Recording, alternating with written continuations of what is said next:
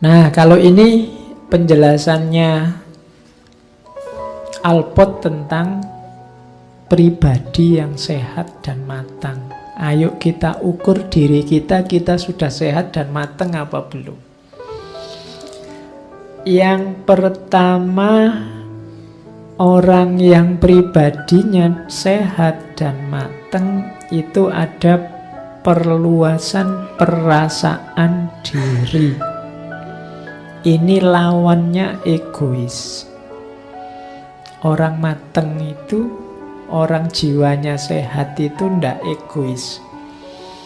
Dia sadar benar dia butuh yang lain. Ndak cuma orang lain tapi juga lingkungan sekitarnya. Semakin luas pergaulan, semakin luas pengalaman, dia merasa akan semakin baik, semakin utuh.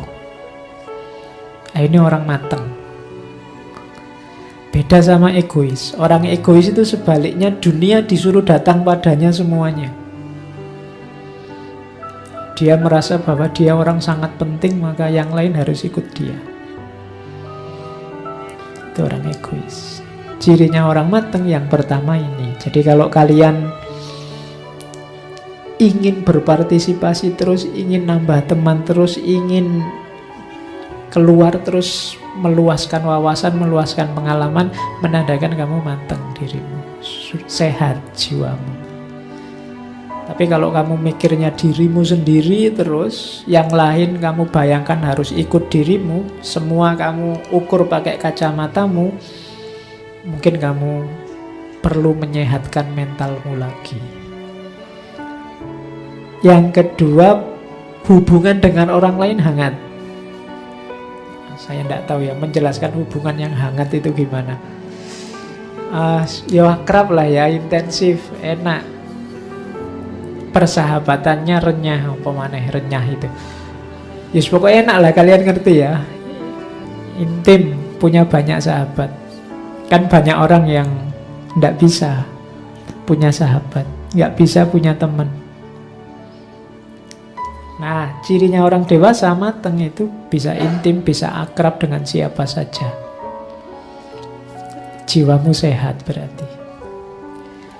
Yang nomor 3, emosinya aman. Emosinya aman itu bukan berarti tidak bisa marah, tapi dia bisa mengontrol marah. Bukan berarti tidak bisa kecewa, tapi bisa mengontrol kekecewaan. Bukan berarti tidak bisa sedih, tapi sedih tidak bisa mengalahkan dia bisa mengontrol kesedihan. Itu namanya emosinya aman, menunjukkan kamu matang. Saya tidak bisa marah tuh Pak. Oh enggak. Kalau tidak bisa marah sebenarnya malah tidak sehat. Tetap orang itu bisa marah, bisa tersinggung, bisa kecewa, bisa sedih.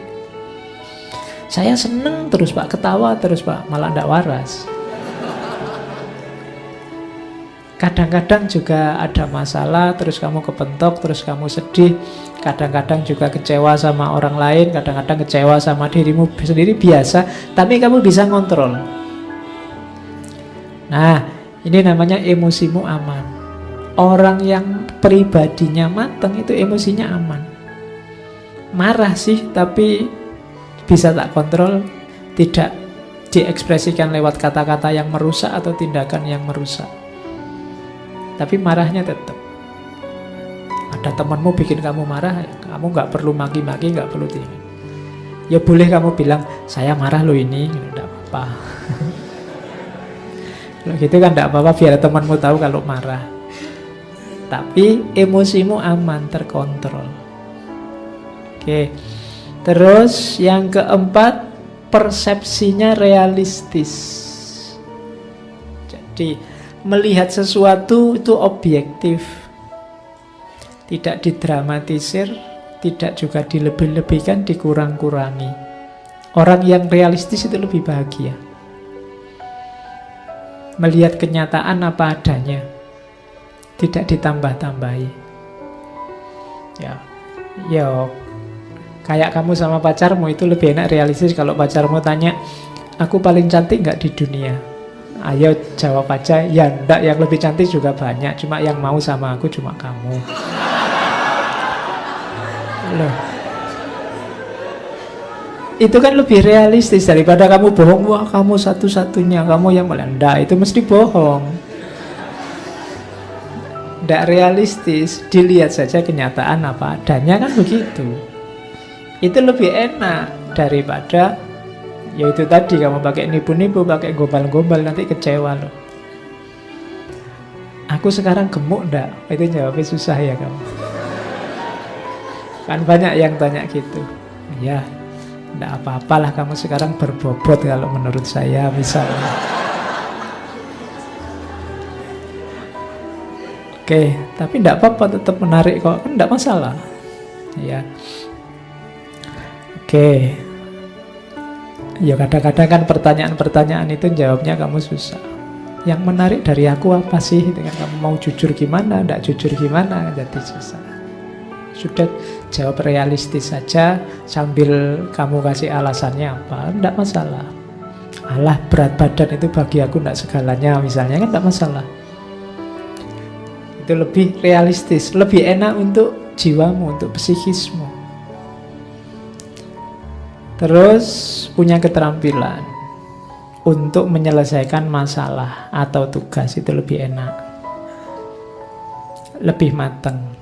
Orang yang tidak bisa apa-apa, merasa tidak kuasa apa-apa, itu biasanya jiwanya gelisah. Terus pemahaman diri. Ini tugasnya filsafat ini. Mengenali diri, sifatku seperti apa ya, kebiasaanku ini kayak gimana, aku ini orang yang seperti apa sih, itu pemahaman diri. Semakin kamu paham dirimu, semakin mudah kamu mengontrol dirimu. Namanya pribadimu sehat dan matang. Terus punya filosofi hidup yang komprehensif. Ini orangnya matang. Matang itu punya filosofi yang bisa jadi bekalmu untuk masa depan. Hidup saya tidak ambisius Pak, yang penting ikhlas. Jadi dengan ikhlas ini nanti saya mengejar target ke depan. Itu biasanya orangnya lebih tenang. Namanya filosofi hidup. Setiap orang sebenarnya punya filosofi, cuma tidak setiap orang sadar. Nah, sadari itu kemudian jadikan kendaraanmu menuju masa depan. Saya ini orangnya easy going aja Pak, saya nikmati saja, nanti ada hasilnya disyukuri, tidak ada hasilnya ya berjuang lagi. Ini kan filosofi namanya. Setiap orang pasti punya, tinggal kamu bunyikan saja filosofi hidupmu apa. Kayak orang Jawa itu misalnya punya filosofi mangan orang mangan ngumpul misalnya. Miskin tidak apa-apa asal rukun misalnya kan. Itu namanya filosofi hidup.